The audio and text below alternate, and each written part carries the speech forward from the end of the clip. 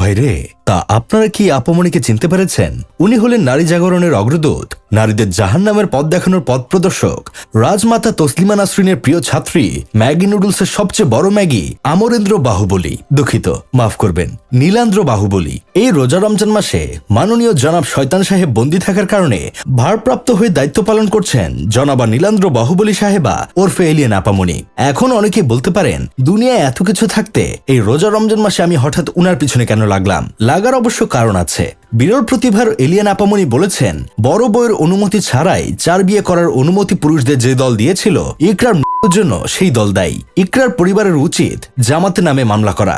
বলছিলাম কি আপামনি, এই নেন আপনার ব্রেইন। রাস্তা দিয়ে হেঁটে আসার সময় উষ্টা খেয়ে হয়তো আমাদের বাড়ির সামনে আপনার ব্রেইন খুলে পড়ে গিয়েছিল, আমি দেখতে পেয়ে কুড়িয়ে নিয়ে এসেছি। এখন জায়গার জিনিস জায়গায় লাগিয়ে ফেলেন। চিন্তা করেন ভাই অবস্থাটা। পরকিয়া করলো আলভি, মারা গেল ইকরা, আর ইসলাম দিয়েছে 4 বিয়ের বিধান। এইখানে জামাত কি দোষটা করেছে যে মামলা দিতে হবে? এই আপামনির কথা শুনলে মাঝে মধ্যে মনে হয় দুনিয়াতে যা কিছু হয়েছে সবকিছুর জন্য জামাত দায়ী। পলাশী নবাব সিরাজউদ্দৌলা হাসছে, এই জন্য জামাত দায়ী। ইংরেজরা 200 বছর ভারতবর্ষ শাসন করেছে, এই জন্য জামাত দায়ী। প্রথম ও দ্বিতীয় বিশ্বযুদ্ধ হয়েছিল জামাতের কারণে।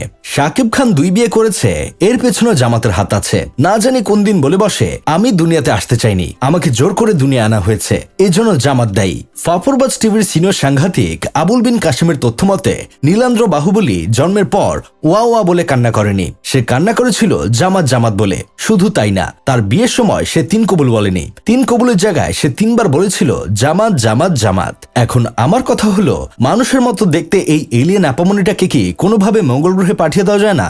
যদি না পাঠানো যায়, তাহলে অন্তত মিরপুর চিড়িয়াখানায় রাখার ব্যবস্থা করা হোক, যাতে মানুষজন টিকিট কেটে উনাকে দেখতে পারে, যাতে বাবারা তাদের সন্তানদের খাঁচার সামনে নিয়ে গিয়ে বলতে পারে, এই যে দেখছো প্রাণীটা, তাকে রহস্যময় দ্বীপ হুলুলুলু থেকে আনা হয়েছে। মানুষের মতো তার 2টি হাত, 2টি পা, 2টি চোখ ও একটি মুখ আছে। সেই মুখ দিয়ে শুধু একটা কথাই বের হয়, সেটি হলো জামাত জামাত জামাত। সেটাও যদি সম্ভব না হয়, তাহলে জাদুঘরে সংগ্রহ করে রাখা হোক, যাতে শিক্ষকরা স্টুডেন্টদের জাদুঘরে নিয়ে গিয়ে বলতে পারে, ঋত্বিক রোশন প্রীতি জিন্তা অভিনীত কোই মিল গায়ায় জাদু চরিত্রে যে এলিয়েনটা অভিনয় করেছিল, এটাই হলো সেই এলিয়েন। শেখ হাসিনার বিনিময়ে ভারত সরকার এই এলিয়েনটা আমাদের দিয়ে দিয়েছে। সত্যি কথা বলতে, উনার মতো একজন বিরল প্রতিভার মানুষ আমি আমার জীবনে আর দ্বিতীয়টা দেখিনি। উনাকে রাষ্ট্রীয়ভাবে সংগ্রহ করে রাখা উচিত। যদি সংগ্রহ করে রাখা না হয়, দেশ কিন্তু আরেকটা তসলিমা নাসরিন হারাবে।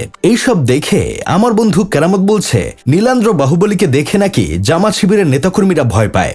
অবশ্য ভয় পাওয়ারই কথা, কারণ জামাত শিবিরের নেতাকর্মীরা টুকটাক সবাই নামাজ কালাম পড়ে, আর যারা নামাজ পড়ে তারা শয়তানকে ভয় পায়। ওরা চায় না শয়তানের পাল্লায় পড়ে আকাম কুকাম করতে, তাই ভয় পাওয়াটা স্বাভাবিক।